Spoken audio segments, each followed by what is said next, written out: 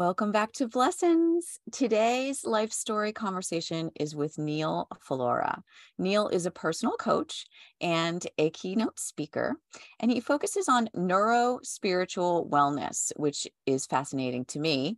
His signature program is called Wealth, WELTH, which I love. And that allows him to work with clients to achieve both personal fulfillment, financial success, and anything really pertaining to their development that they want to work on. He's here to open his heart and really get deep. So let's welcome Neal to the show. Hey, MITZI, thank you so much. I've been looking forward to this conversation. I'm so glad to have you. Is there anything that you can tell us about where you are right now, your snapshot in time, that we need to know? Yeah. So what I would say is I'm in the best place that I've ever been in my life. And it has been a journey like everybody's life. It has been a journey of mindset, of spiritual, of nervous system. And I could sum it up with this, is that I finally got to a place where I was no longer feeling like I had to hold on for dear life, but life is holding me. Oh, wow. That's beautiful. So let's go back to the beginning and find out how you got to this wonderful place where you are now, because I think it's a place where a lot of us would like to be, and we're not quite there. So can you tell us where you were born? I was born in Anderson, Indiana. My parents are Indian immigrants. My dad comes literally from a dirt floor farm. And how he ever ended up from the base of the Himalayas to there, I would not know. But I was an Indian kid with a Indian dad wearing a turban in a small Midwestern auto manufacturing town. So that has its own comedic value, trust me. Wow. Can you tell us a story from how that might have affected your life, just to get us started? Yeah. There were a lot of things that my parents just didn't realize, whether it was fashion or normative ways of playing with other kids or things that would embarrass you. And then there was the real challenge for me, which I'm very blessed to have, about my parents, where they're come from, their spiritual and mental come froms, and not really being pushed into those traditions and not really adopting the Western ones or knowing what's mine. I had to find a lot of my own way, feeling nomadic, fitting in everywhere, but also saying, what is it? Who really is Neal in the process? Mm-hmm. Yeah. And I think that's actually freeing in a way, but It difficult. it is. It's difficult. You know how it is, Mitz, when you're like a teenager, you're hanging out with all your people. You just want to be everyone else. I used to laugh in high school. Somebody would wear a rubber band on their wrist and then everybody would start wearing it. So it's so herd mentality. You just want to express your individuality by being like everybody else. So it was tough. I'm not going to lie. No, that's so true. All right. So can you go back in your mind and pull out your very earliest memory for us? Yeah, I would say it's a little fuzzier now, but I just remember my parents had a mobile home when they came to this country, and that was not, and it was when mobile homes were a different sort of flavor than maybe they are looked at now. And I remember my brother crying or something like that, and me trying to pick him up or move him or something. But it's a very foggy memory. It used to be a little more clear. So the memory is you living in this mobile home. Correct. And trying to take care of your brother. Correct. Yeah. So when they first came to the US, how long was it before they had you? That's a good question. I don't know the timeline of that right away. I would say, yeah, actually, I can figure. I would say it was about 8 years, something like that. So they'd been here for a while. They've been here for quite some time. Before they had you. They are very Midwest. They eat Indian food and meat and potatoes and pizza. It's shameful. Oh my gosh. It's the best of both worlds. They won't eat any other. I'm like this very adventurous guy who eats all these things. They don't want that. They just want pizza or some kind of burger or steak. Mm-hmm. And so when you go back to that memory of trying to take care of your brother in that moment, do you get a sense of how old you might have been? Yeah, I would say somewhere around 3 to 4. And how long did you live in that house? Yeah, that don't really know per se.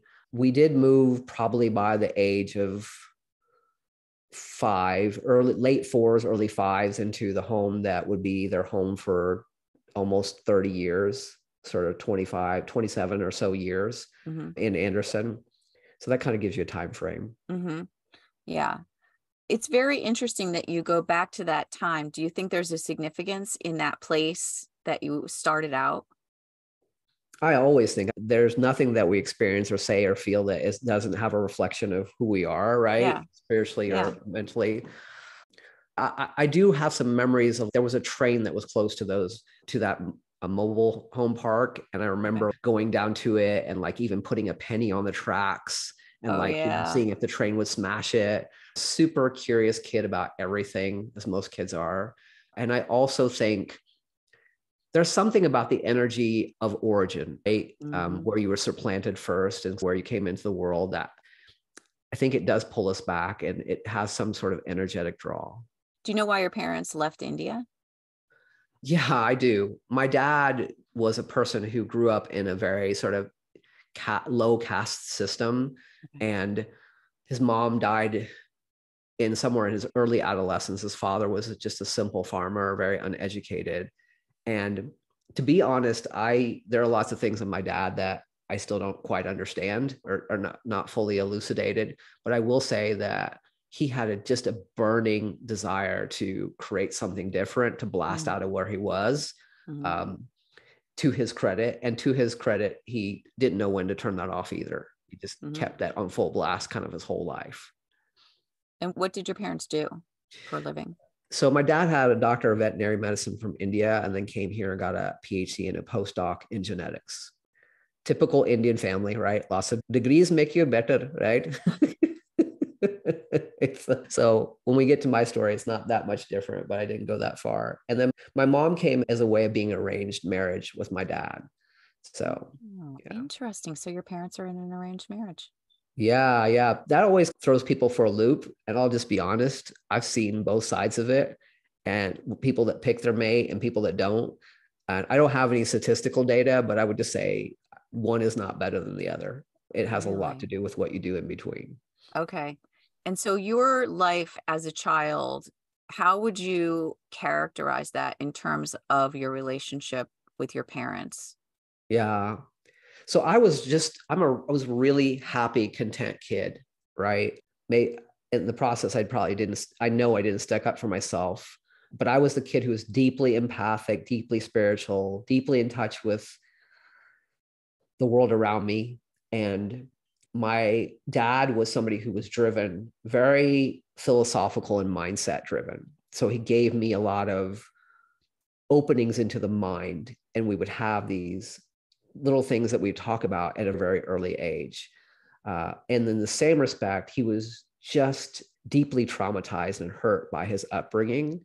And he let that reflect out on me hugely, mentally and physically. My mom was somebody who was had childlike wonder, even as an adult. She liked the Christmas lights, and she knew how to be really jovial and all those things. And she had some level of immaturity in her development that just allowed her to keep being mowed over by my dad and people and circumstances, and to hide and be fearful. Wow. And I was in some ways a pseudo spouse to both my parents, supporting them throughout that, which had its developmental challenges and both its learnings. Great people, they did their best, but it was also a very traumatic place to grow up. They're just not going to even try to sugarcoat it, right? From the lessons that I learned, it took me on a path that I wouldn't wish on anyone, but I'm very glad for it. Okay, let's dig into that a little bit. As a very small child, like elementary school age, is there a story that you can tell to illustrate what your childhood looked like? Yeah, I can think of a few. My second grade teacher really jumps out at me. Okay. Mrs. Young. She was awesome. Yeah, she was awesome. And she took a special interest in me, and I'll never forget that. She just made me feel special. Certain things that happened in school that just allow me to know that I was different. I tell this story a lot, but it's the kids were, even in a Midwestern town, we had a Chinese art teacher, Mrs. Kawasaki. Diversity wasn't big back then. And we made Chinese paper balloons. You make them and then you blow them up. And someone in the class said, oh, let's put a piece of tape on it so that the air doesn't come out. And everybody rushed over and was putting tape on it. And I just stood there and I'm like, doesn't make sense. Why am I going to put tape on this? The air is not going to come out. And I remember that moment very clearly because I was just like, oh, why am I not doing what everybody else is doing? Why am I thinking differently? I don't know if I felt bad about it. I don't think I really did, but I do remember like thinking, that's different. Why am I not? And then in the same respect going, and my little child was going, that's dumb. Why would I do that? Not to pass judgment on anybody else, but you know how we are. We're all judgmental. Exactly. We are. We can't not be. Yeah. So, yeah. But you had an ability to see that even though everybody was doing something, it wasn't the right thing to do. You knew it. You knew that. And so has that kind of pattern been ongoing in your life? Yeah, really a lot. And what I see, the reflection is that, I'm a trend person. I see things, I know things way before other people know them. I'll be like, I see this, and people are like, no, I don't see it. And then it's not. And to some degree, I was like, I don't want to be right about these things. It's not like I grew up with somebody who had to be right at all costs. So that wasn't really my come from. My come from was like, how do I know these things, MITZI? Things would just download into me. I would just know them, had access to things, right? And didn't really understand that.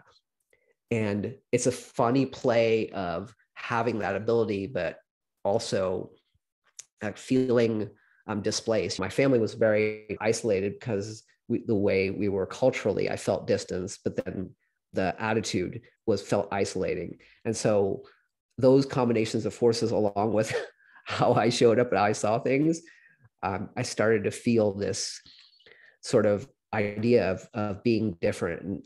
And no matter what I wanted to do to be included, I still felt unincluded or isolated.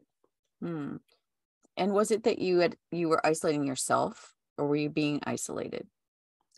That's a gentle tension that it's hard to say, chicken or egg, right? When I work with clients too, we go over these kinds of things, like what came first. All I can say is that the imprinting that you get early on your nervous system does have far-reaching effects. And it's yet to be discovered how much of this is genetics, which there is a huge component, and how much of it is spiritual or what your parents teach you. I think what happens over time is that you feel a certain vibration and you're trained in a certain way, and then your brain and your nervous system starts to seek more of that evidence, and it just starts to spin up from there. It's one hand feeds the other. Mm-hmm. Yeah. So in your household growing up, when you were around that age, that elementary school age, what was the atmosphere like? Would you say it was oppressive or? Yeah, I want to be fair from the standpoint of it wasn't all bad, but it's like what I tell my community and some of the rewiring communities and people that have worked through trauma. Just because you eat at a luxury buffet doesn't mean, and you get food poisoning, doesn't mean that was necessarily worth it. All of it was worth it. And in fairness to my parents, not all of it was that way, but there was a high level of fear and an idea. The best way I can say it is like having things that were setting my dad off, or that when he would come home, it would be like an alarm system. It's like he's home and everybody is as on guard. Also not knowing what and when would set things off. That is, children crave above love. Our primal desire in business and life and everything is safety. And when you don't experience safety, you get more and more dysregulated. When you get more dysregulated, you get more and more out of touch with God, spirit, and source. So it was a dysregulating environment for sure. Was it mostly like verbal? No, both. For sure, both. Verbal and physical. Yeah. And was this just between your dad and the children, or also between your dad and your mom? It wasn't really between my parents, really. Yeah, that wasn't really the issue, but they fought a lot. It was very disruptive, but it was mostly against us kids. Mm-hmm. Are they still married? They are. They live, I'll say this, they live in the same house. Okay. Okay. Yeah. So as you began to grow up a little bit and you got into the middle school years, what were you like then? I was blossoming from the standpoint that I really felt I had a lot of moments of clarity, a lot of moments where I was like sitting on my porch and I just feel like connected to everything. Moments where I was really exploring, like, why are we here? I remember having a conversation with a guy who was late in his college years, and he started talking to me about time, space, and quantum stuff. And I just started, boom, I started entering in the conversation. And I still remember feeling his body language in his face a little bit like, kind of, what the hell? Because I wasn't expecting that from me. And I would say, like all kids, I just desperately wanted to fit in. Being a straight guy, I was totally in love with certain types of girls. I liked, of course, everybody liked the pretty girls in school, right? But I also liked the ones that were a little bit more nerdy and learned, the ones that had a little bit more depth to them. I definitely was somebody who wanted to go deep with people, but I've seen this feeling of being isolated just coming up over and over again. I felt like it just compounded itself over time. Mm-hmm. Was it that you didn't feel aligned with people because you were more of a deep thinker? Yeah, I think so. It's when you see kids that have terminal illness, not that I was ever this, sometimes the things that come out of their mouth, you're like, whoa, this kid is really deep. And some of it is like amazing. And I had some of that, not from a terminal standpoint, but some of that deepness that sometimes wouldn't allow me to just be in the moment of the heretics or whatever else was going on. Trust me, I did stupid things in high school and I drank and did other things. So wasn't ever, but I do think that there was a tension in me because I saw what was available, what was outside of people trying to fit in and all the posturing and just all the things that we naturally do when we try to understand our place in the social strata. And I was just like, this is not real. What is this worth? I'm like, those kinds of thoughts are just, yeah, checking myself out a little bit. Yeah, because you could see right through it. I could see through it. Yeah, I could see through this, and it's not real. Yeah. Were you getting any kind of spiritual downloads or things that you felt came directly from God or source in a way at that age? All the time. All the time. MITZI, I was the kid who was like, just would pick up a magazine. I don't remember what my parents had, like Better Homes and Gardens or some family magazine. And I'd be intuitively led to read an article about relationships and things, or I'd just be in my room and I'm like, how can I change this? And I just would write, I want to be the master of my mind on a piece of paper. And I put it on one of my parents' religious figures and I just let that go to God kind of thing, right? It's that kind of stuff. I was a kid who was young. My brother was unhappy and I just looked at him and said, why can't you just be happy with what you have? It was those kinds of things. Talking to my dad, we would take these walks and we would pass back and forth these philosophical ideas. He would read me these quotes that he would collect. And then I would keep pace with these conversations. Like one of my earliest memories was like, I said, hey, Dad. And I came up with this quote. I said, man's greatest adversary is the ill will of himself. And I was probably like 10 or something. So yes, to say that I have downloads at a young age was for sure. Yeah. And I know when that happens, it does make you feel different. 1,000%. 1,000%. Honestly, am I a freak or what's going on here? Right. Yeah. Did you ever think you were crazy or just losing it? No, not at that age. Okay. Down the road, yes, but not at that age. I was just trying to figure it all out. Yeah. How do I fit in being this person that I am, who I know knows more than these other kids? Or maybe is in touch with something more I didn't want to know more than them, honestly. It was just like, I felt different. My traditions were different, right? The things that my parents understood about life were different. My parents were Sikh, yet they never pushed me into that. Everybody around me was like fairly Christian. I went to a Christian college where my dad taught for 30 years. And so I was like, how does this apply to me? Because I knew I wasn't just going to just accept one doctrine. That's not what I wanted to do. Mm-hmm. Yeah, it's very interesting. I think that a lot of that comes from a cultural difference, especially between the Eastern philosophy and the Western philosophy.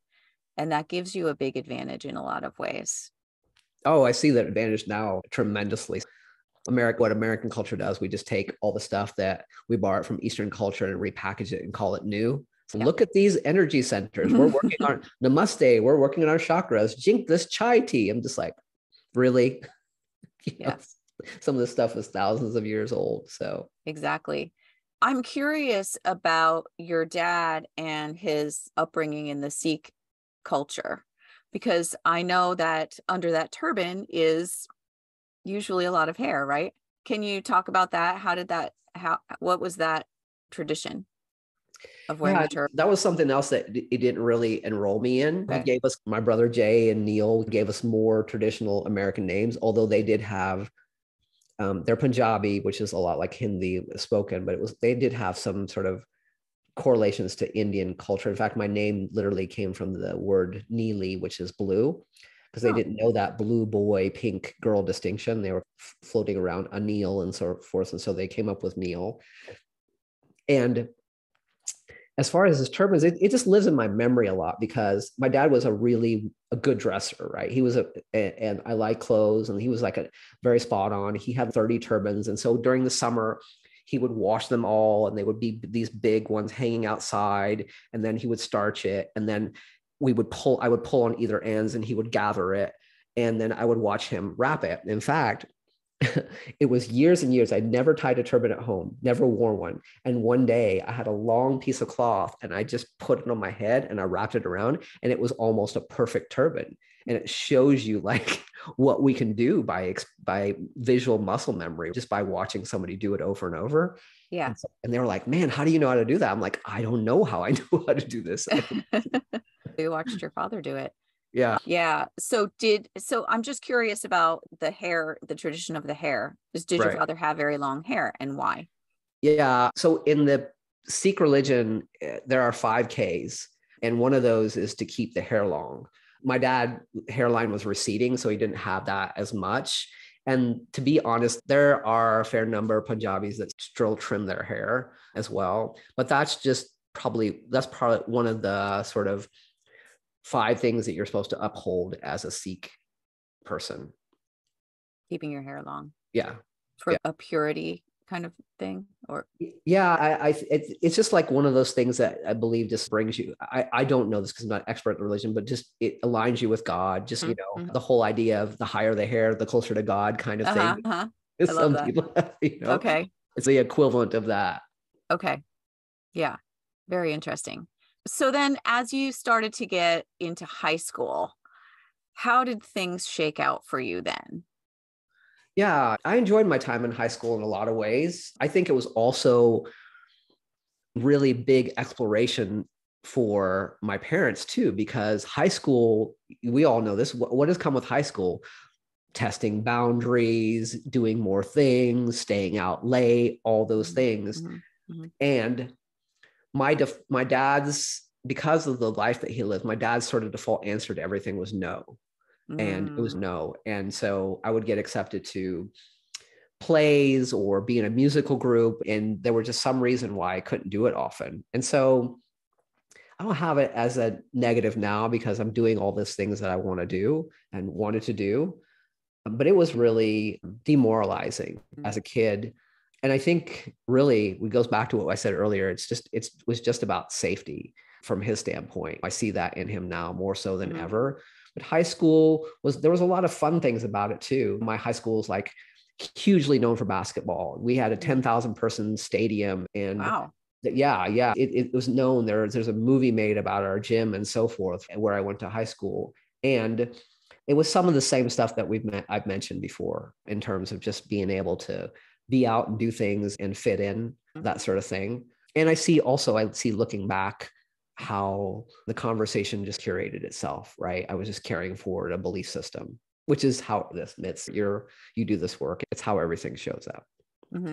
So what was something you really wanted to do that you weren't allowed to do? I got accepted to a premier vocal dance group and I tried out and yeah, and there were some plays that I got accepted to. I still have one of the trophies in my office here. I love to sing and dance, as might sound like a science guy, but honestly, I'm just a neuro dude that's most 90% spiritual and artistic and sings and loves to dance and all those things, right? If in the next life, if there is one, I'll just go to Juilliard and major in theater and dance. And I'm still, watch out. One day you're going to see me on in some movie or some billboard somewhere. That's still forthcoming, right? Oh, I can't wait. Oh yeah, this is in the works. I'm working on it, but yeah. Do you play any instruments? I play a little bit of different things in keeping with my own coaching. The answer is yes, rather than to qualify. Some guitar, and I'm getting a set of drums for me and my kids because I'm really rhythmic, and sometimes it just fucking feels good to go bang something for a little bit to get it out. It's a good form of therapy. Yes. Yeah. I love that. And I know you work with somatics in your coaching. So is the music or singing a part of that?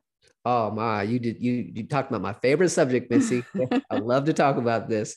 So frequency, we have frequency. It's measured by the quantum, it's measured in our spirituality. And music is one of the few things that completely involves all the brain when you listen to it.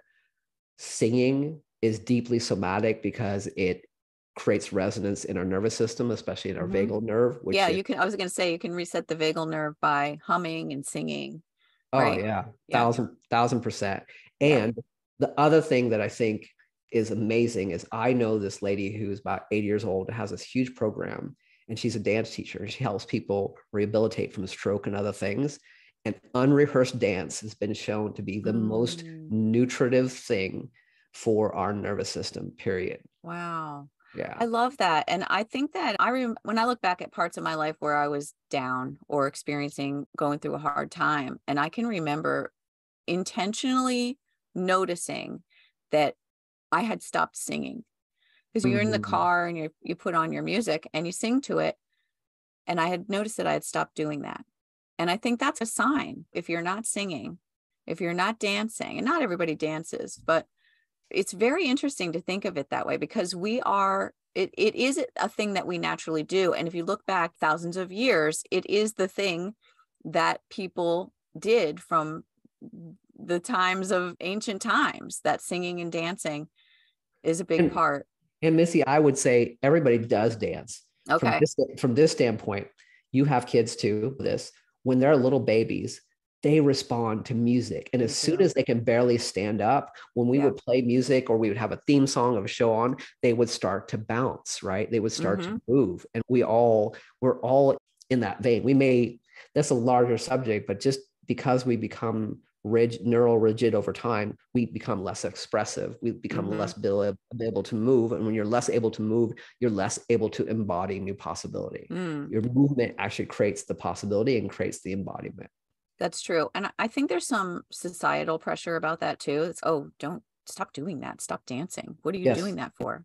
Or you're a bad dancer. You don't have rhythm. You don't dance well. I've been told that. I'm sure you're much better than that. After my last big healing crisis, I'm getting back into it, which was not that long ago. I danced everywhere. I would be like in the line at Menards and to hear my song come on. I'm just like, I don't even care if people are watching me. Like I just want to move. And it's that level of modeling that our kids give us about our energetic centers of spirituality and emotion that remind us how important it is.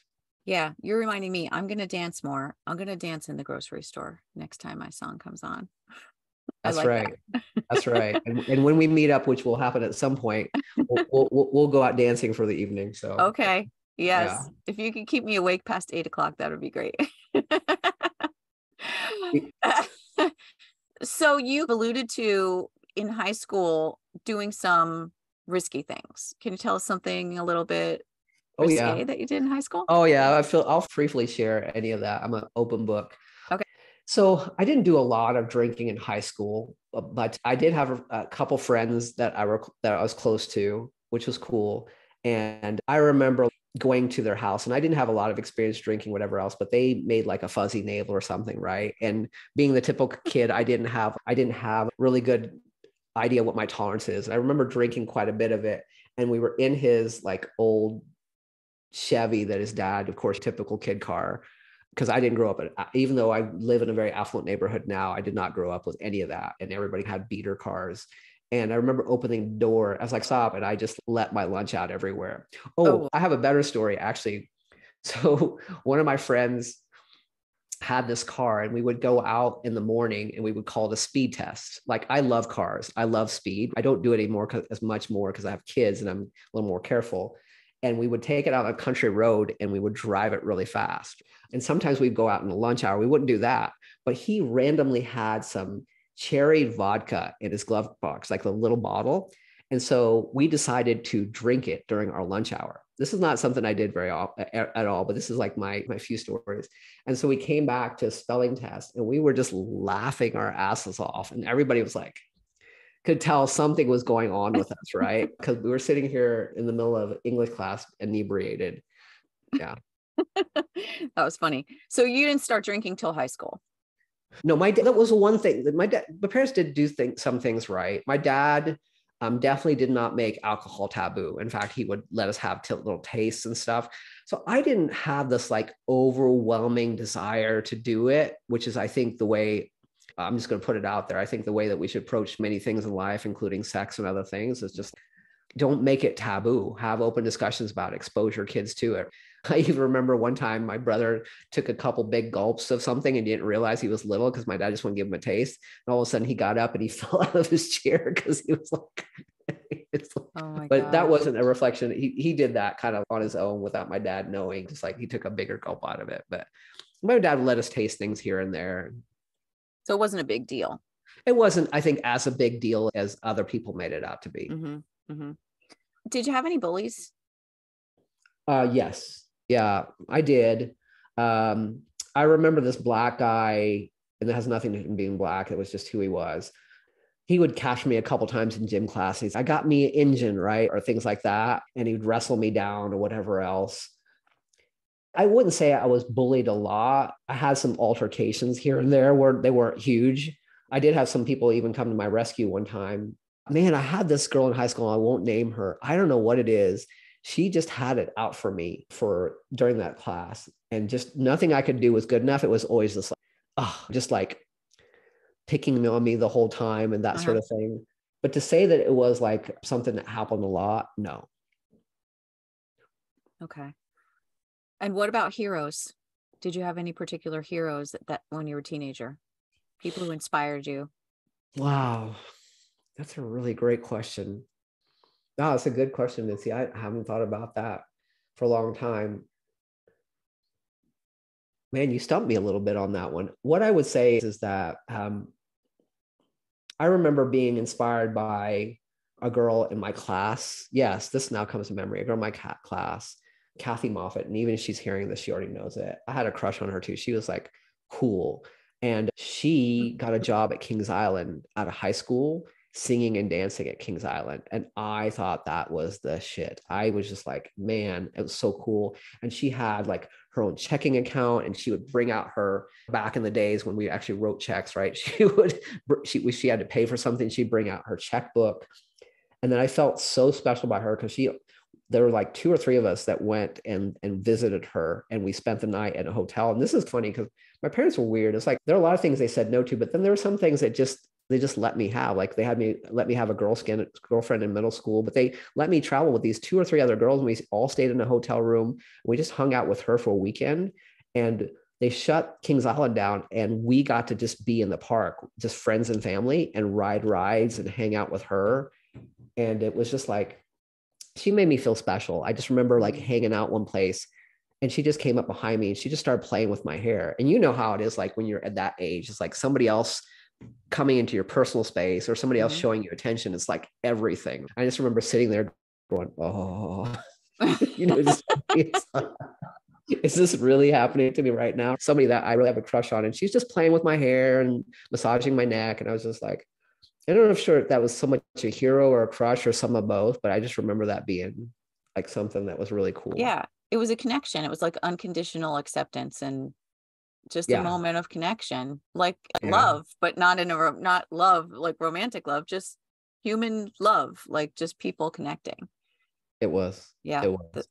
That's really beautiful. So then after high school, you went to college, I presume. I did. I did. Yeah. And basically, my dad told us, like, if you want to go anywhere else, you got to pay for it yourself. If you go to Anderson University, we can go there for free. So I went to Anderson University in my hometown Mhm. where Okay. my dad taught And what did you go? What did you study? biology pre-med. So Yeah. did Yeah. you think you were going to be a doctor? Oh yeah. We haven't taught that part yet. I got accepted Okay. in med school early and all that. Yeah. Okay. All right. So tell us about that. Yeah. The college part or the med school part? What do you want to? If you went into biology, then let's talk a little bit about how you led up to the med school. So in college, you were studying biology, and Mhm. then with the intention that you were going to apply to medical school. Yes. For 100%. That was always the intention. And it was a small school.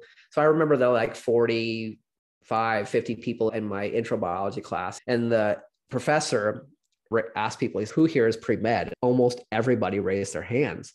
I was like, wow. I was like, all these people going to med school. That's amazing. Of course, you already know that didn't happen because it's a very tough road. And I just remember it's like people who are like in different majors, or my friends in business or elementary ed, they'd be like, yeah, I did my homework. I did my 30 minutes of homework and I'm going out. And I'd be like, my physiology lab was 3 hours long. The report on that, every time we did it, was 20 to 25 pages, right? It's just it's not a necessarily better road. I would challenge that altogether, but it is a much, much more arduous, intensive road. You mean you come from a scholastic background. When you put in the hours to do something, especially when you just really decide to devote yourself to something, it takes some time. Mm-hmm. And were you devoted to it, or did you also want to play? Both. I did really well in college. My first B was in the third year of college. It was second semester calc-based physics. My teacher had a secret computer to the Pentagon. He helped Watson and Crick verify the structure of DNA. And that class was just like, it was so freaking hard. I threw my book at the wall. Like I left it dead. It was just, I just couldn't figure out. And I was dating a girl at the time who could solve it all. And that made it worse. She could figure out anything. And I'm just like, oh my God, why is this so hard? But yeah, I was all into it. And the story kind of continued. And sometimes I'll just struggle, for the listeners here. Sometimes I struggle telling my story because I don't want it to seem all negative, because I am really reforming my lab. But the truth of the matter is that my dad wanted me to eat lunch in his office for the first year or so of college, right? I lived at home for the first 3 years. So I wanted to just have a campus life and live on my own. And so the story repeats, right? It's this isolation thing. And my dad felt displaced and isolated. And because I didn't tell you earlier, one of his things is he just left India, MITZI. He left everybody behind. He left family. He didn't have any touch with anybody. It's just like he was Indian, but he also truncated it at the same time. Okay. And so everything in life has a spiritual and a philosophical come from. And if that's your vibration, then it's hard to generate connection and family if you're leading from that place. And yeah. So did you have grandparents? I did not. I wish we would have. I wish we would have had a girl in the family or grandparents, because that really would have buffered a lot of things. But I met my maternal grandpa once and my grandma twice. And I never met any of my grandparents because my dad's mother died at adolescence, and never met his father. Okay. Do you have relatives in India that you've never met? I have some that I met. I have traveled to India once and met some of them. I have some relatives here in the States as well. Oh. So that's good.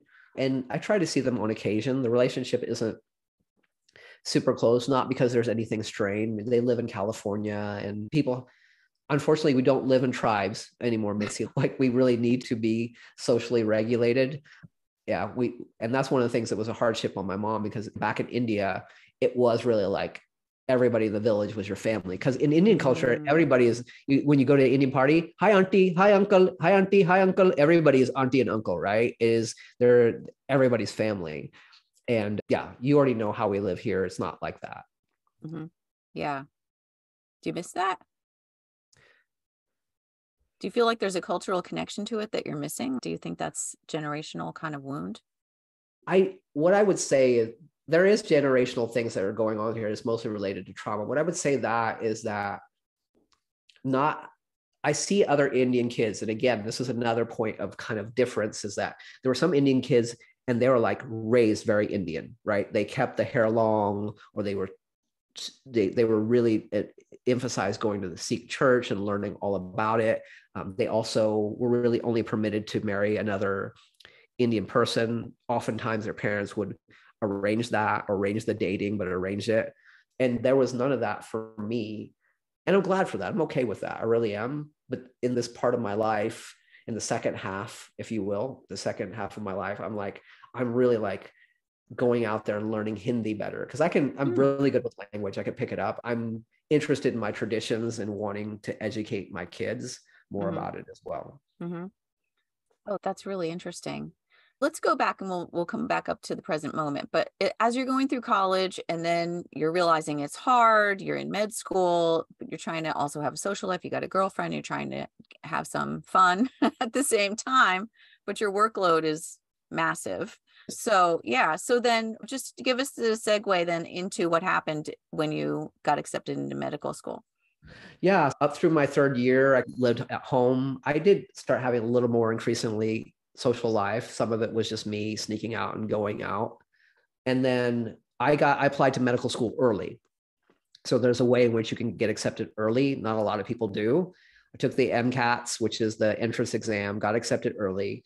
And I remember going home and getting the envelope and opening it up and seeing the acceptance letter and just sitting underneath a tree and just grounding into the moment and just going, wow, this is everything that I've worked for. I've worked really hard at this, kept my grades up, and all the things about living at home and still dealing with all the wounding at home. And while the physical abuse got a lot less as we got older, because with dads and sons, as you get testosterone, then you as a dad start to realize, wait, even I do it with my 8-year-old son, I see that happening over time.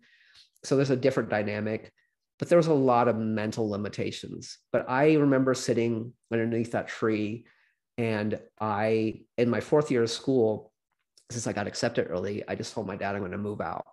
And he told me that once I got accepted to med school, he would buy me a car. Get me a car. And he was very upset that I was moving out, but I did it anyways. It was really hard. And my dad if you've ever read that book, Richard Kiyosaki, Rich Dad, Poor Dad, my dad was poor dad. He came from nothing, MITZI, literally nothing. And I don't blame him for that. There was so much more available for him.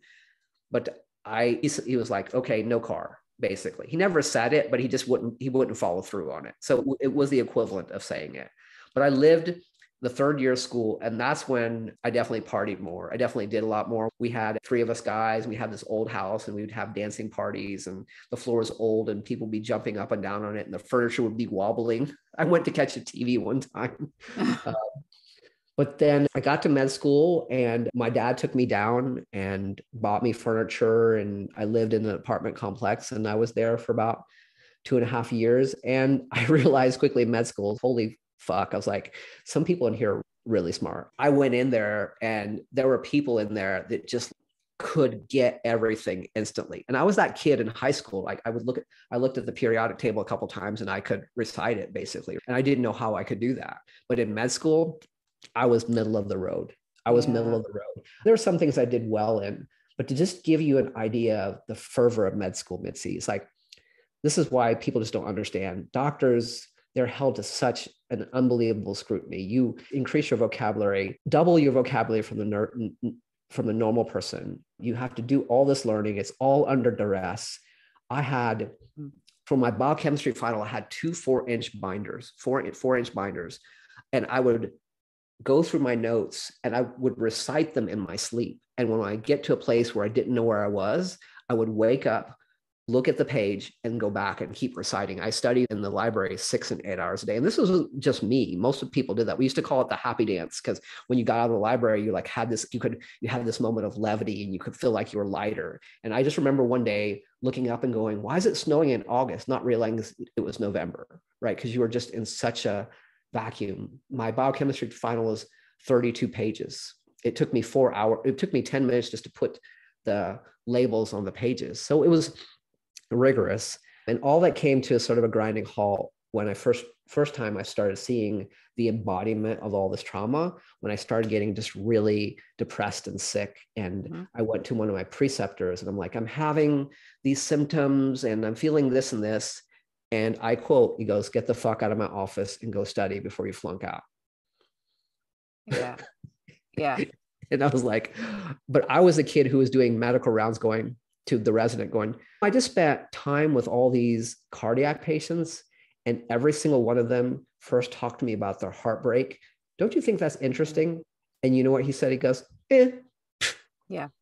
Yeah. That's what I was in my mind as you were talking, when you're talking about the duress. I was wondering if you had physical issues at that time, symptoms that came up from being under those conditions, because that's what happens.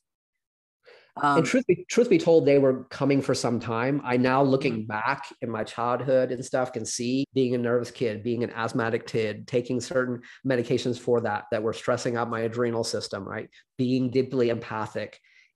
We all have a threshold. And at some point, we think sickness just happens all of a sudden, but it's a dam that's been coming apart slowly over time. That's right. Yes, this is my jam. So what did you decide to do? So I decided to bow out, to put it in plot summary. I decided to leave and I thought I was going to go back. I had a relationship with a girl at the time and I just decided to live with her because I think the idea of going back home and facing all that was too difficult. I did tell my parents, but he listened, he understood, he didn't understand all those things. It was better than what I experienced in childhood. So you were probably in your mid-20s? Yeah. Yeah. Okay. And then where did life lead you next? Yeah, I bounced around a little bit since then. I did some odd jobs and things when I first got out of med school, but I really found a place serving tables, funny enough. And I loved it. I loved those jobs. And you know why I loved it, MITZI? Because it was a chance to entertain. It was a chance to read people. It was a chance to connect. And it was also a chance to play a brain game. Like, how can I go above and beyond? How can I be most efficient? Not just bring water for one person, for multiple people. How can I connect with people? And I made ridiculous money serving tables. And they always wanted to promote me to manager, and I never would, because I saw what the managers did. And when I would leave one restaurant, I had people follow me to another, and I got my way into fine dining. And sometimes I get like $150, $200 on a table, right? So that taught me so much about business and people. And I still use the things I learned serving tables, because people just do crazy things. Like, a lady wanted lemon juice and she's, I don't want any pulp. And somebody came to my table and said, we don't have that. And I came to her and she goes, they told me they didn't have that. So I went and got squeezed lemons on the edge of a knife, filtered it through a coffee filter, put it in a ramekin. She left me $20. But it's this divergent thinking. So I know I'm going a little long here, but I'll land on this. This is how I grew up. The part that I didn't left out about my upbringing is my dad was a farmer who had a couple doctorate degrees. So we repaired and fixed everything. So I didn't have functional fixedness. I became this through my divine downloads and my empathic training and my training from my dad. I just became this problem solver. I'm like, I know there is a way. Yeah. But that's what leads to success, is thinking. It's not thinking I can't do this. It's thinking, how can I do this? Yeah. And I'll give you one better, like, not better in terms of what you said. I'll give you one for the listeners. One thing to think about. It's like the way my brain works, and it works for me mostly. Sometimes it doesn't. I'm like, I know the solution is out here. And now I'm going to, even though nobody's heard of this and they don't think it's possible, I'm going to go find the individual pieces and make it happen, or find the software package, or find the expertise. And people are like, how did you do that? I took the 5 or 6 things that are sitting in front of you and I just used it really differently than you probably are thinking of. Yeah, you're MacGyvering the mind. In fact, in my first corporate job, before I got into sales, when I was in the lab job and I realized that that was not the place for me, even though I was good at it, I had a short timer. That was my nickname. They called me MacGyver because if there's something in the lab that needed to be fixed or a problem, they're like, MacGyver will do it. For those people that are too young listening to this, who don't know what the hell MacGyver is. I think it's become an iconic phrase. Yeah. Putting things together, making something out of nothing, making it work. Yeah. Yeah. So take us then from your journey as a server to wherever you went next.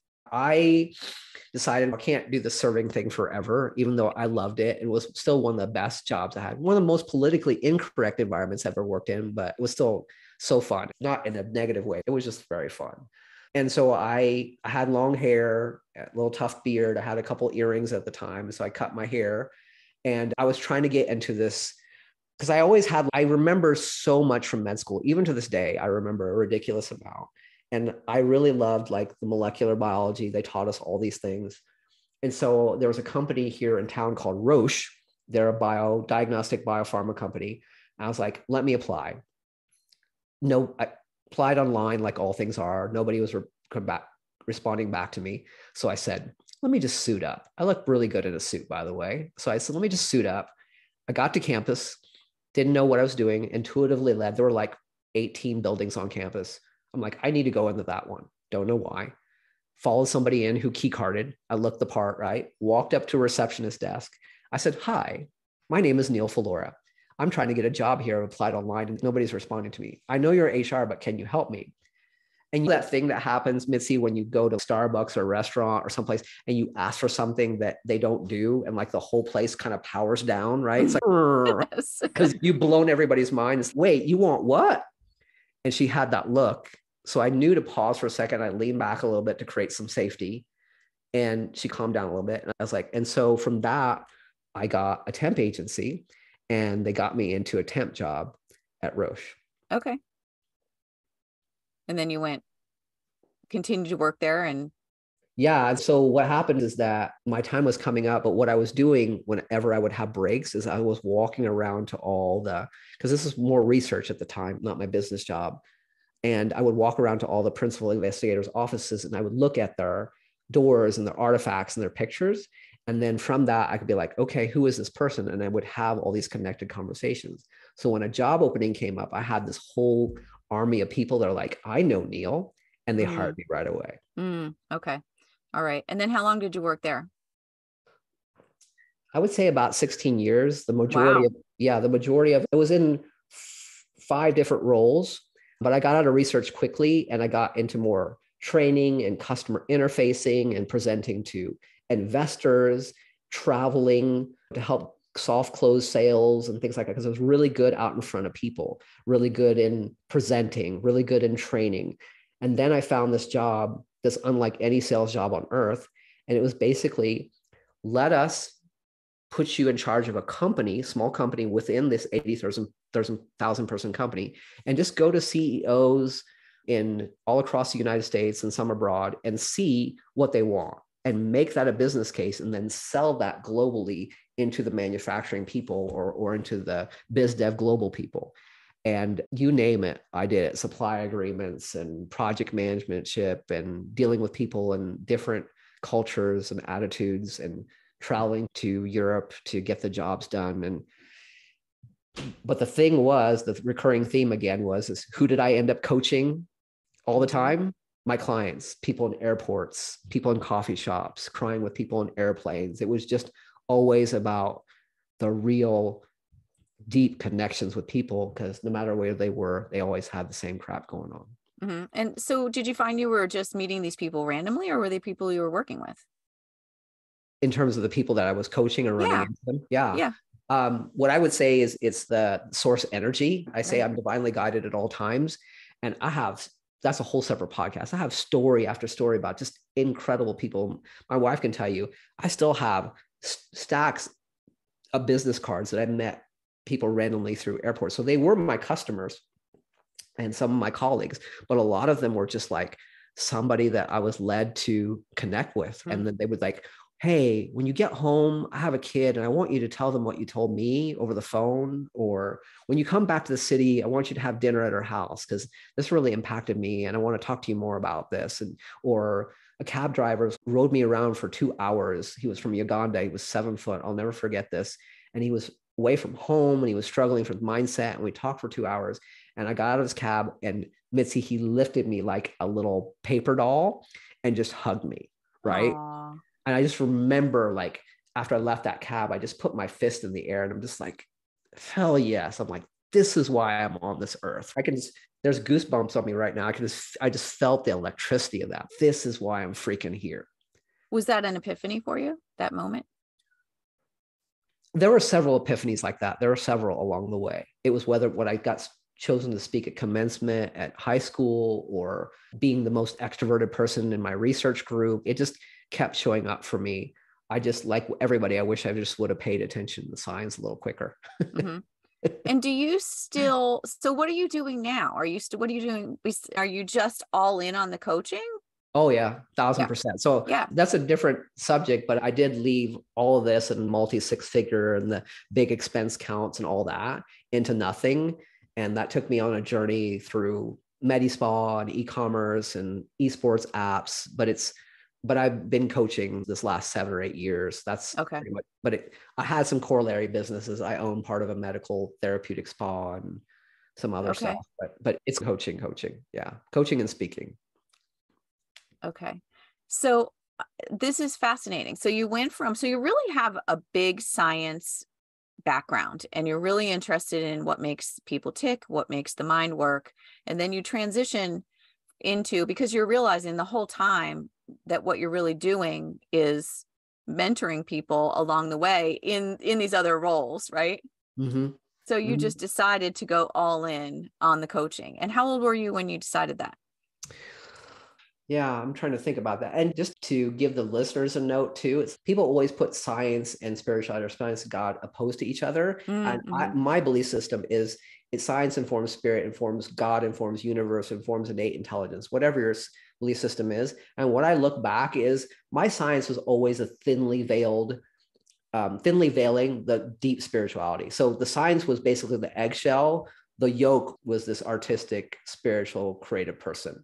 Right. Yeah. And sometimes, honestly, I get a little sick of being recognized as that because they're like, oh, Neal knows a lot of science or he's a science guy. I'm like, that's the thing that I've used as my default front, my storefront.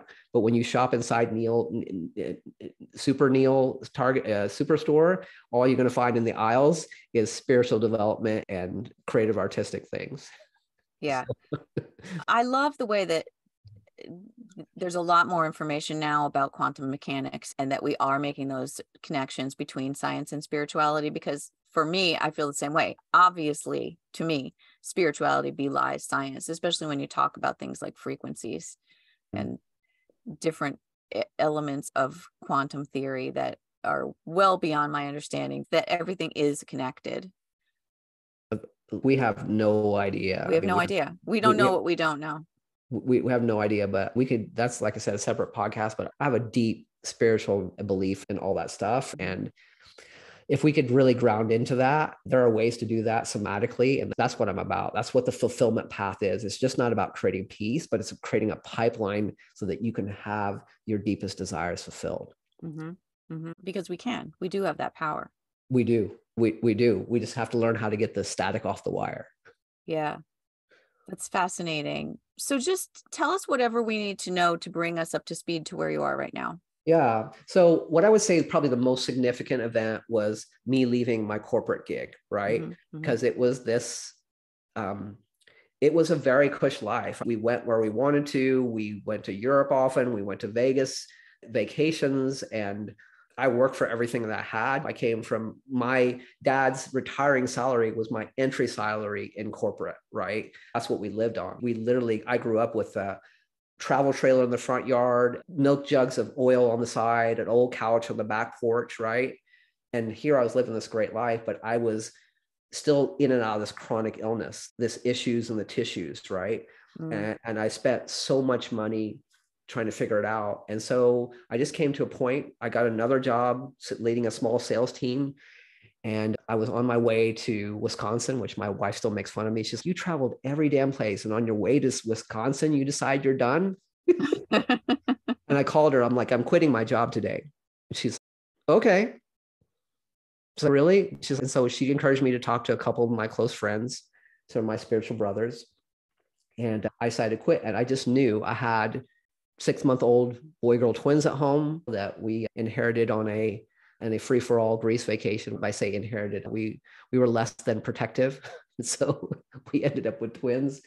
And I was like, I'm not having fun. I feel very dysregulated. I don't feel healthy. I'm not pursuing my dreams. And I just remember thinking this too. It's like, we become who our parents are. And it's my job to cut the energetic umbilicus of this trauma and to show my kids that adults can dream. And I was like, man, I've got to leave this. And so I left it to heal I've always been entrepreneurial. Even in corporate, I was basically an entrepreneur. But I was like, I just want to live this dream for myself and to really heal. Yeah. I want to just go back. I love it. I want to go back on just to set the stage. When did you meet your wife and how long have you been married? So yeah, we met.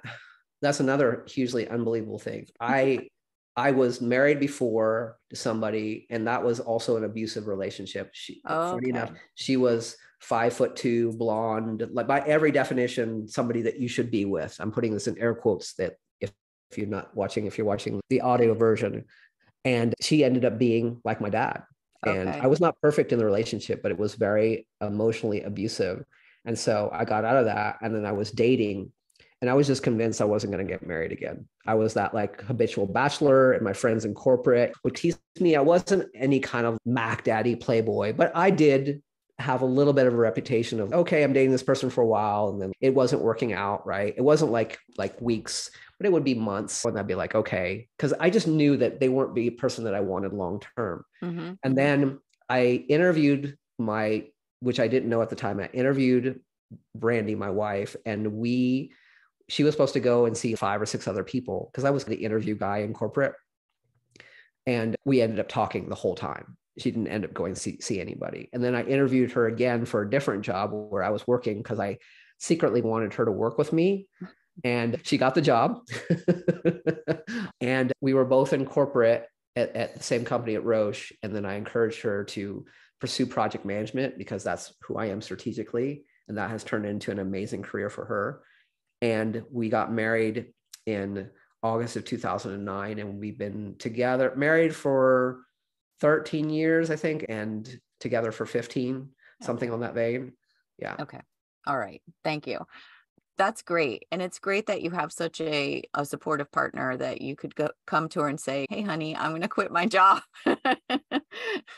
Like every married couple we have, or every partnership, whether you're married or not, we have our challenges, but we are very supportive of one another. And I'm thankful that we are calm and not caustic with one another, because I couldn't. So I really sourced something different this time around. And I remember when I got out of the last relationship, I put myself through so much self-development, so much crying, so much journaling. I'm like, I am going to break this pattern of sourcing this crap in my life. And I did. That's great. And how did you break that pattern? For me, it was doing things that I intuitively that I didn't have any idea, but I would just play through the situations, imagine them differently. I did a lot of emotional catharsis. I got a lot of emotions out, because what I discovered over time, which I didn't have the language for it then, is that adults are highly emotionally constipated. Sorry for the visual listeners, but we are, right? We're supposed to catch emotions and then release them, not hang on them for forever, right?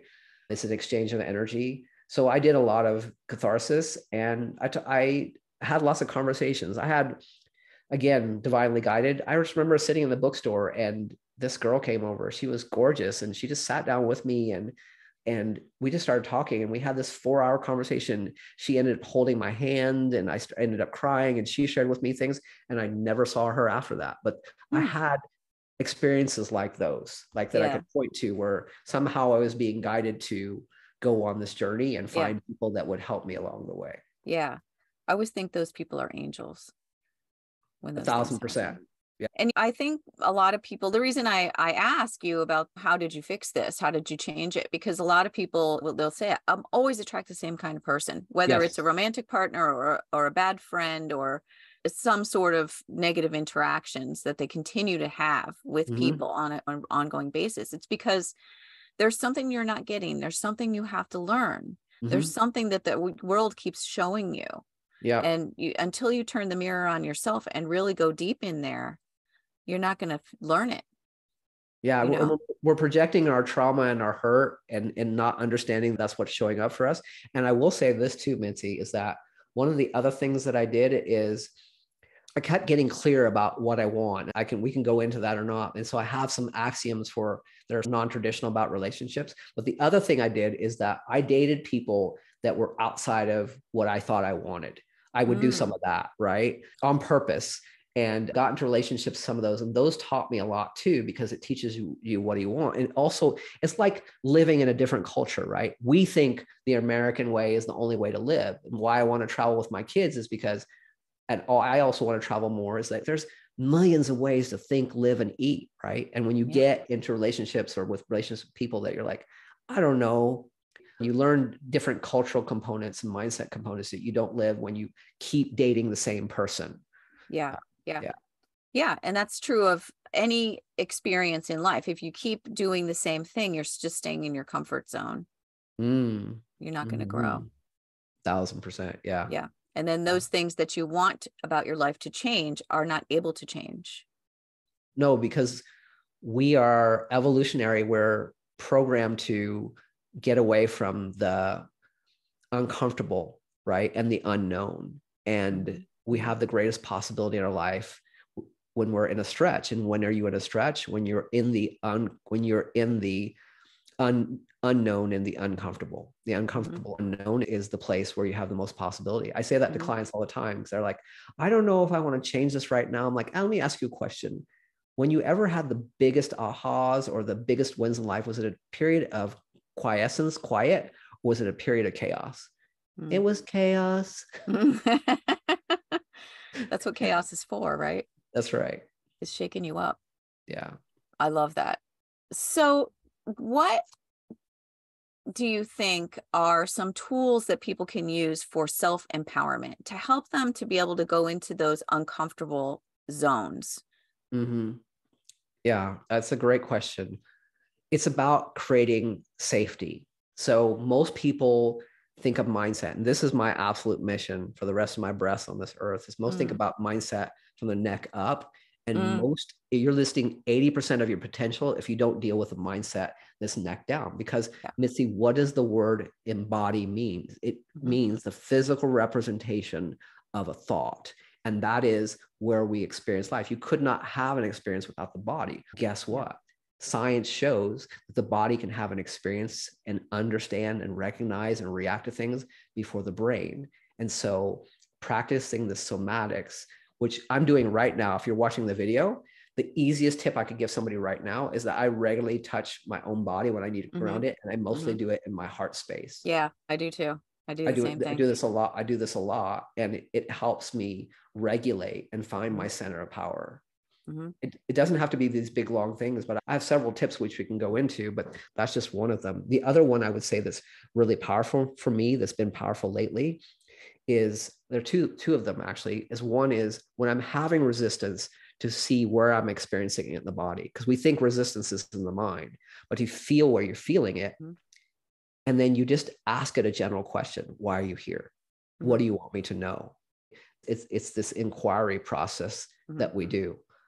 That's super, super grounding. And again, it breeds safety, because anything that you ignore is going to keep getting your attention. That's right. You can't just, positivity is toxic at some level. It really is. There's too much of it, because we're just taught that the way to get through something is just to be super positive. Be positive and witness and recognize and know what you have going and bring it along with you. Don't leave it in the past. When you leave it in the past, these parts, they keep showing up. They're like, why'd you leave me? Fear's like, why'd you leave me? Imposter syndrome's like, why'd you leave me? Yes. You're doing that positive thing again. That doesn't feel good. You're not actually recognizing me. Yeah, you can't just cut things off. You can't just push it down. You can't just repress it. It will come back to you with a vengeance, and it will come back in the form of physical sensations at the very least, and physical illness, and in the worst case scenario.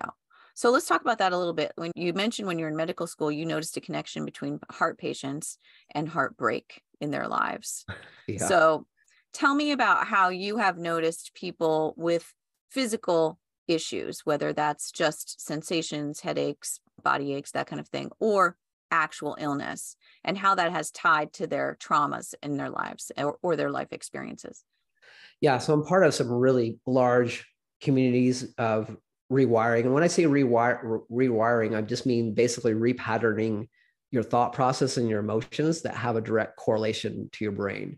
And for people that are listening that may not have a chronic illness, sometimes this stuff doesn't sound relatable. But all I would say to you is that 100% of my clients, once we start coaching, all tell me, I get these headaches. I get this nervous stomach. Whenever I eat this, or I'm not really sleeping that well, and they don't recognize it as a process of going into dis-ease. But to answer your question, what I've seen, and it seems unfathomable, is that I notice that people who have trauma, who have anxiety, who've had imposter syndrome or whatever else, it starts to show up in areas of nervous system regulation. And since the vagus nerve innervates all these organs, this is how we get turfed around the medical system.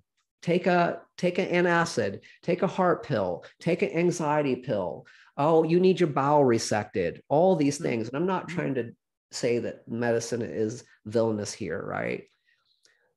And the challenge is that what I see is that it's not necessarily one place that always gets manifested. It's being able to connect.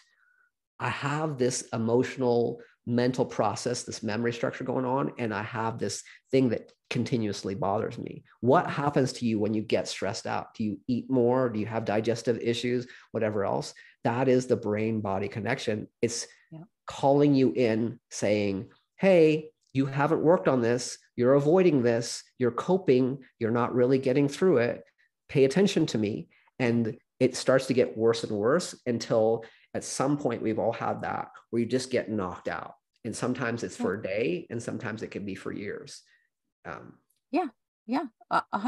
because dis-ease turns into disease. Yes. If you let it fester. Yeah, it's so important. All those little signals inside your body, the headaches, the pain in your heart, the stomach ache, the back pain, all of that. If you just go inside and do a little self-inquiry and try to make connections, it's so important. Do you meditate? I do meditate a lot. It's a thing that's difficult for a lot of people because they don't know how to quiet their mind. And what I would say to people listening is, there's nothing wrong with a MITZI meditation. There's nothing wrong with 30 seconds. There's nothing wrong. Sometimes a meditation can just be this simple, MITZI. It can be a beautiful moment of your kids singing or the email that you're looking for. And all you do is just hold on to that moment for as long as possible. We pass by our moments so quickly. Everything that you do, that you hold on, those moments that put your brain into this default mode where you can be not in your head so much, creates this dose chemistry: dopamine, oxytocin, serotonin, epinephrine. That's where dose comes from. And that's the biggest pharmacy we have. In fact, almost every biopharma drug is modeled after the things that are naturally released in the brain. Absolutely. Yes, that's true. And another point I wanted to bring up, when you talk about the medical system, which has a lot of benefits and is great in a lot of ways, especially when you have something acute like a broken bone, or an emergency situation. But when you go in with symptoms that are a little more nuanced, you might see maybe you're getting dizziness or a headache, and you go to see your eye doctor to have your eyes checked. Okay, the eye doctor can't figure it out. So then they say, all right, well, see, you need to see an ENT. So then you go to the ENT and you're telling him about your symptoms. Oh, maybe you need a neurologist. And you go through this line of different doctors who specialize in different things, and nobody is able to look at the whole picture. Only you can see that whole picture. And that's why it's so important to advocate for yourself and to take the time to do that self-inquiry, to figure Yes. out those connections. Yes. You're describing my journey to a T. I went down all those roads. And for people here listening who might think this idea of mindset being below the neck seems odd, let me just ask them a couple questions or give you a couple examples. Like, what is the first thing when you're in any experience that you say, I feel? Well, where does feeling actually happen? It doesn't happen in your head. There's no pain receptors there. There's no feeling in the brain. It happens in the body. Feelings are stored in the body. And in fact, people get emotions and feelings mixed up. Emotions are the chemical thing that happens that dissipate quickly. Feelings are the stories about those emotions that you cement over time. And athletes know this. Why do they train their body so hard? Because they want the body to be able to do it without being able to think about it. And so flip that in the reverse for people listening. What are the many unconscious things that you have cemented into your body that aren't working for you, that you're doing unconsciously? And if you're a fish in water, how do you know that you're in water? You can't figure those things out on your own. That's why you get a coach or a therapist, whatever your flavor is, because we're not able to view ourselves from that 0 point to see those things. Yeah. And getting to the point where you can realize, all right, if I can't figure this out and all these doctors can't figure this out, maybe I need to go in a different direction and find a person who can help me, like more like a coach, like a somatic coach or a therapist, someone out of the box, and a mindset coach, just thinking out of the box. Yeah. And it doesn't seem fathomable in our society where you get things from Amazon overnight, or if you go to the doctor and they give you something that you would have to take a pill, or you could do a meditation over time and heal yourself, or like me, or you could have a scar on your knee that you've had since you're 8 and it peels off, or that you are living in a closet because of all your symptoms and now you're better. But it's the patient journey over time. And I'll tell you, the thing that just blew my mind when I read it was this surgeon and this Harvard or Yale psychiatrist started tracking donors and recipients of organs. And what they noticed is that they were taking on ridiculous characteristics of their donor: an illiterate man becoming a poet, a person who never listened to classical music, can't get enough of it. The person donating was a concert violinist, right? A woman who received a heart from somebody who was killed, and she drew a composite sketch and they caught the killer. So the mind is just not we think of the mind in the brain, but the level of mind is throughout the whole body. That's right. It's stored throughout the whole body. Yeah. The mind is not the brain. The brain is not the mind. Yeah. So fascinating. The idea that things are stored in the body. I think we need to pay much more attention to that if we want to be well as a society. Yeah. Yeah. Yeah. There are physicists.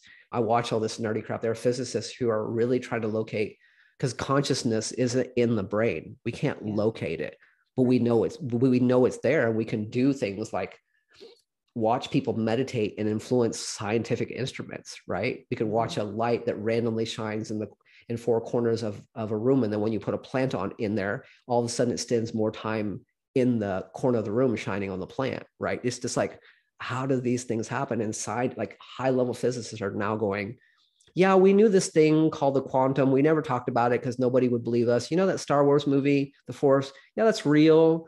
But now we're like, holy shit, this stuff is showing up.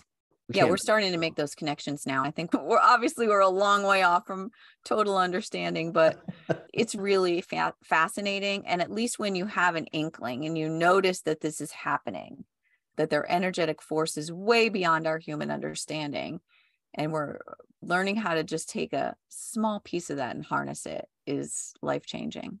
It is life-changing. And it can be just as simple as some of the things that I mentioned, right? It's like creating a visualization, calming your mind, singing, doing some kind of somatic practice, whether that's tapping your body or humming or gargling, even laughter yoga. Laughter, I used to do that all the time. It's just, or just smiling more. Smiling actually releases happy hormones. If you just smile for no reason, if you just laugh for no reason, we know this, right? You've been on the subway or someone on a bus, somebody's laughing and they keep laughing. What do you start doing? You start laughing. Yeah. It's like a yawn. It's contagious. Yeah, totally. You talked a little bit about frequency and music and frequency. I was just curious, do you ever use a Rife machine?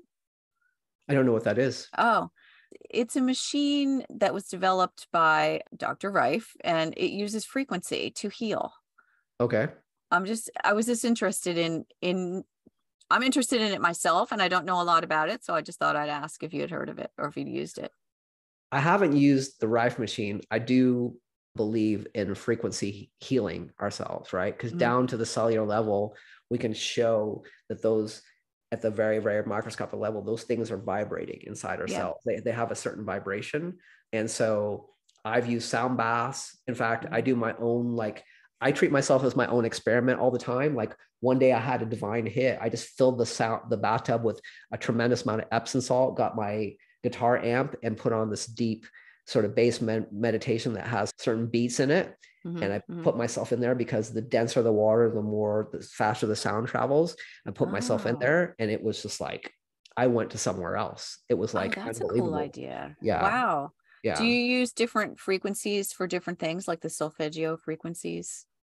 Yeah, I've tried some frequencies out. I was listening to Schumann's frequency for a while, different Schumann because resonance. because the resonance of the earth, because that's the Yep. grounding frequency that we all are there. I have a friend who does sound healing, and so she'll shoot me some frequencies now and then. But I'll just tell you, since childhood, since my dad was a big hi-fi buff, and he made his own speakers, and we built all the systems, and we soldered every mylar diode and built them. But since I put on a pair of headphones or stood in front of a speaker, it's like a physical drug to me. Like when I listen to music during my visualizations, 6 months of that provided me so much healing. It took me from a place where I could barely leave my house due to anxiety and barely could remember any words because of brain fog, to a place where I was so much more functional by doing, but I combined it with music a lot. And I know you mentioned a sort of a recent healing journey. Is this what you're talking about? You were in the throes of some anxiety and things? There have been multiple iterations as there. I wish that if you find a straight line, MITZI, let me know in life, but I haven't been able to find one yet. Yeah. But this last round of healing was probably about 8 or 9 months ago. And I shut my business down for about 3-ish months. And I just knew I was taking an anxiety medication, Ativan. I was taking a really low dose. It was very low. And the doctor, who was a functional doctor, just told me to use it as a tool. And I went one weekend without it, and I realized how dysregulated I was. And I was like, yeah, I'm going to get off this. Like there and then I just decided. Keep in mind, benzodiazepines for most people take a couple years to taper off of them. And so I found a doctor in my backyard, again, divine guidance, and he just does amino acids, and NAD is like a natural substance, because most centers that help you get off of a drug get you addicted to many others. And so I was on like a 3-month fast, call it a fast, very low food. And it was during that time that I had ayahuasca kind of experiences, just like God and universe and just beautiful things and hugely dysregulating things as my nervous system rebooted. Kind of took me to infancy. There are times when I couldn't talk, couldn't see, couldn't hear, couldn't take sound. But at the end of that, I had that scar that was on my knee since 8, and I looked down. I'm like, that's weird. Something's peeling. It peeled right off. And I'm like, holy crap. I'm like, this thing is huge. And honestly, this doctor and I have a really good relationship because he's never had a client like me, and I'm helping him with his business now. He's buying it. And I do think that all the rewiring work, and this is what I would say to the listeners, is that mastery is boring. We celebrate the beginning and the end, but the long road in between, the gray, but it was all those rounds, all that stuff that I'd accumulated in a slumdog millionaire kind of fashion. It's just like at that moment, my body was like, thank you for doing all this work. We're going to drop into healing now, and we're going to take care of you. And it happened. And I just came out of it, and I couldn't take emotion or anything. And I was in front of our car one day, and I just looked at my wife and kids, and I, like, in the deep dad voice, I'm like, get in. And they're just looking at me like, you haven't driven in 3 months. What do you mean get in? And I drove, and things were better. Just like almost, not quite, but almost like a switch. But it was the dividend of all the work that I've done. It wasn't just the NAD and amino acids is really proprietary and amazing. This guy spent his whole 30 years of his life coming up with this. It does help people a lot, but it also is, chance favors the prepared mind and body. And chance favored me because I was prepared. Mm-hmm. Yeah. All the work that you had done up to that point, and you knew where to start the road. You knew where the path was. You just had to go on that little walk with yourself. Little bit of a saunter here, a little bit of a saunter there. Yeah. Yeah. And you might have to go back to that from time to time in life. Oh, it's never done. It's never done. And Mm-hmm. I see it now come up sometimes, but I know how to get myself back there. And so one of my favorite things I learned, I think let's see what you think about this. There was this guy who was, maybe this was discussed in our group. I can't remember where I heard this, but there was this guy who was doing martial arts, and he was fighting off 3 or 4 people at the same time. And somebody said to him, wow, you'll react quickly. And he said, no, I actually don't. I come to center quickly. And that's what I feel like my life has been about. And while I really teach fulfillment, the way to get fulfillment is to have the tools so that you can come back to center quickly, not react quickly. We learn to react quickly because we don't understand safety and how to be safe. But when you know you can come to center quickly, then you don't really need to react quickly. You just need to come back home. That's beautiful. So can you tell us what you think are the biggest lessons that you've learned over this life of yours? Yes, absolutely. One is you are the answer. You are the answer. You are the answer. You are the answer. Every time you seek it in everybody else, you're missing out on your true power. 2, the belief in yourself is one of the greatest forces in the universe. And you may not have had it, and you may have dysregulated because you sought it externally. And as children, I totally understand that. But all the great people have had some undeniable belief in themselves. 3, the universe tends towards healing. It tends towards healing. The challenge for most people is that it's like a bank account. When you don't deposit in it by doing spiritual work, religious work, somatic work, life will keep withdrawing from that account. And if it comes up as insufficient funds, then it withdraws your mental stability, your health, whatever else. But it's not that you're getting disease, MITZI. It's that it's tends towards healing, and you don't have the funds to heal. The good thing is that you can start depositing into that at any time and change that hugely. The last one I'll land on is that have an unshakable faith in something that's larger than you. We need this.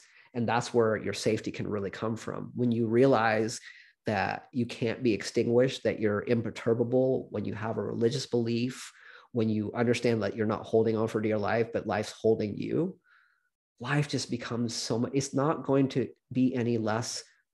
It's not that you're still going to have your challenges. It doesn't mean you have a get out of jail card and everything is easy straight. But what it means is like, you can have gratitude inside your pain.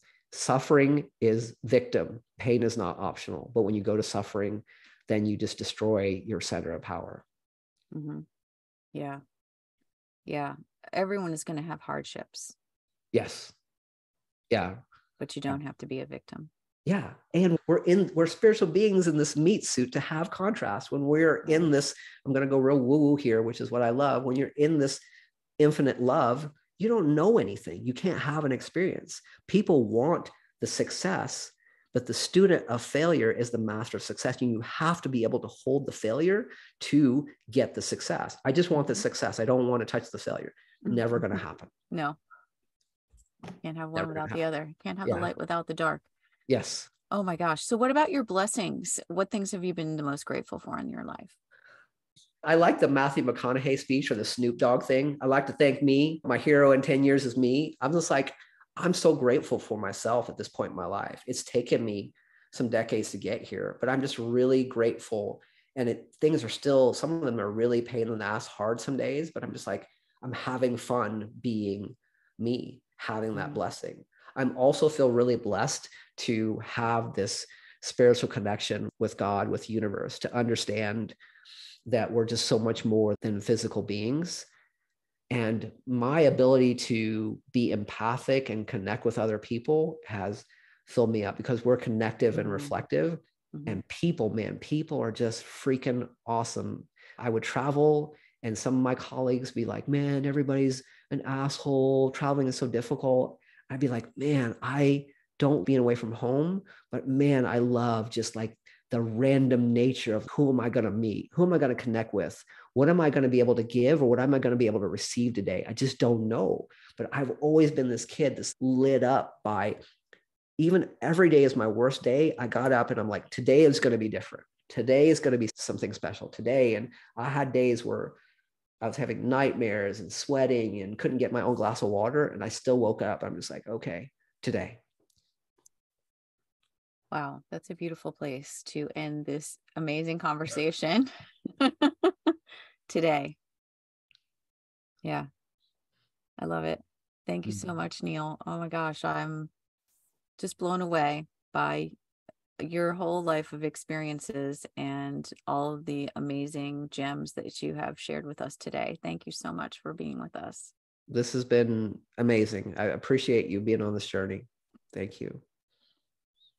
I love it. All right, let me stop the recording.